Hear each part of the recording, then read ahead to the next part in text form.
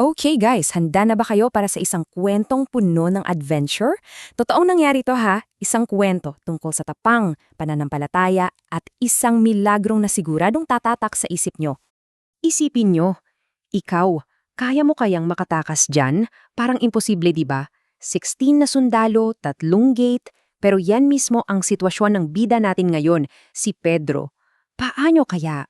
Tara, alamin natin. Siyempre, sa bawat kwento ng bida, may kontrabida. At ang kontrabida natin dito, si Haring Herodes. Gusto niyang magpasikat sa mga tao, kaya ang naisip niyang paraan, saktan ang mga mananampalataya, ang mga kaibigan ni Pedro. Ang sama, no? Tingnan niyo yung laban. Sa isang banda, si Haring Herodes, makapangyarihan, malupet at may buong hukbo.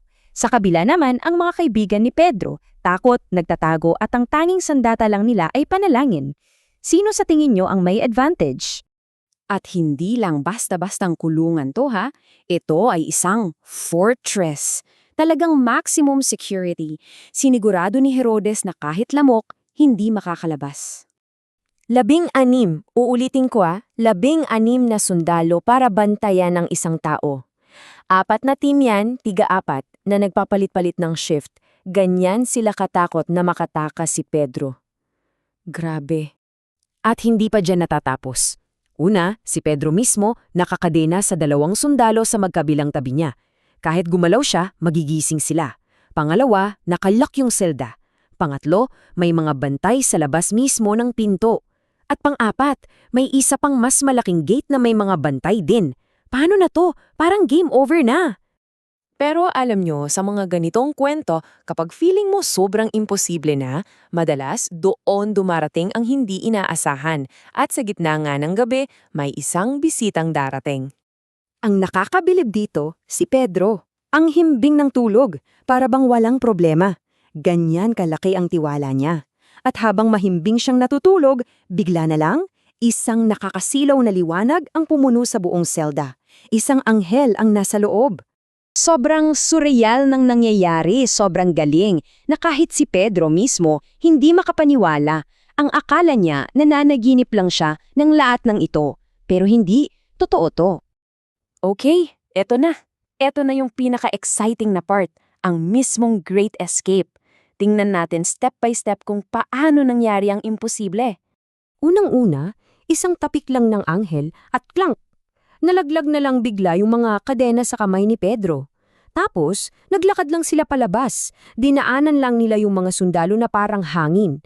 At yung pinakamalaking gate na bakal, bumukas ng kusa. Wow, di ba? At doon, nung nasa labas na nung kulungan, sa malamig na hangin ng gabi, biglang nag-sink in sa kanya ang lahat. Natauhan siya. Totoo to. Hindi to panaginip, ligtas na ko. Isipin niyo yung pakiramdam na yun. Eto yung medyo nakakatawang part. Pagdating ni Pedro sa bahay ng mga kaibigan niya, si Rhoda ang sumagot. Sa sobrang gulat at saya niya na marinig ang boses ni Pedro, tumakbo siya sa loob para ibalita. Pero nakalimutan niyang papasukin si Pedro. Naiwan si Pedro sa labas kung makatok pa rin. Hahaha, ganyan sila kasaya at hindi makapaniwala. So habang may reunion at celebration sa isang bahay, sa palasyo naman, ibang-iba ang eksena. Ano na kaya ang nangyari sa masamang hari na si Herodes? Grabe yung saya, yung pasasalamat. Siyempre, imagine yung pinagdarasal nila ng walang tigil, sinagot sa paraang hinding-hindi nila inakala. Talagang amazing. Sa kabilang dako naman, umuusok sa galit si Herodes. Hindi niya matanggap na natakasan siya. At sa sobrang galit, sino ang sinisi niya?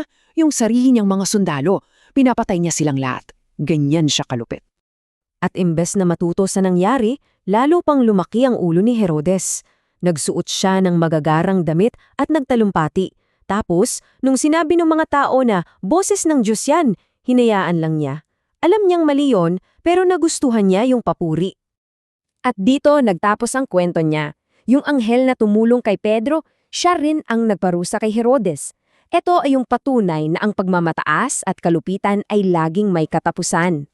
Okay. So bakit mahalaga ang kwentong tungo para sa atin ngayon? Kasi hindi lang to isang adventure story. May aral to na valid pa rin hanggang ngayon. Ang punto ay, tuloy pa rin daw ang misyon ng mga anghel. Sila ang ating mga invisible helpers. Sila yung umaaliw sa atin pag malungkot tayo, nagpoprotekta sa atin at gumagabay sa atin. Kahit hindi natin sila nakikita, andyan lang sila palagi. Kaya, ito ang iiwan kong tanong para sa inyo. Kung alam nyo na may anghel na laging kasama ninyo, na gumagawa ng heavenly atmosphere sa paligid nyo, sa tingin nyo ba magiging mas matapang kayo sa pagharap sa isang mahirap na araw? Isipin nyo yan ha. Salamat sa pagsama sa paliwanag na ito.